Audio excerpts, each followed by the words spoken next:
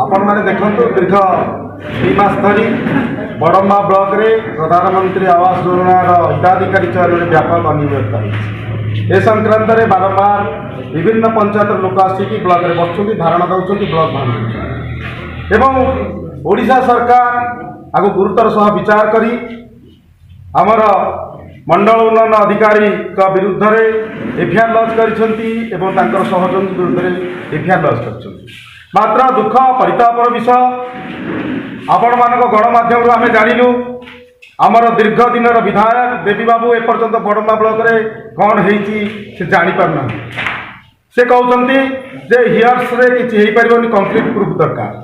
जोड़ी ओडिशा सरकार तांकर सरकार आसी बड़म्बा ब्लॉक रे घोटाला होती जानी एफआईआर लॉन्च कलानी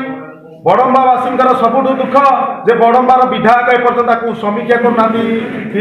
तदंत करने कि भाव में दोषी जो मैंने कि भाव में दंड देवे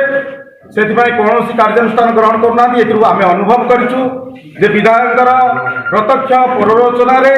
सब घटना घटी जदि कंक्रीट प्रूफ दरकार आम पाखे कंक्रीट प्रूफ अच्छी सी आसतु आम कंक्रीट प्रूफ देवु तापर बड़म्बा ब्लॉक जो मैंने दोष कर अवस्था कौन हम से कहूँ मुझे जरिए नवेदन करुँच पचारतु जे से कौन जापारना ओडिशा सरकार से ना जापारना ना बड़म्बा ब्लॉक कहीं वैमात्रिक मनोभाव कहीं से ये जो अनीति दुर्नीति चली कहीं से प्रोत्साहन दौरान आपको बंद करूँ एवं जो अपारक दुर्नीतिग्रस्त वीडियो जार एफआईआर होती आनी पुणी थे ये बसैक जो मसुदा चलती भारतीय जनता पार्टी दृढ़ विरोध करुच्ची घोर निंदा करुच्ची वक्तव्य को एवं चेतावनी दौर आगामी दिन में बड़म्बा ब्लॉक सबुदिन ताला पका।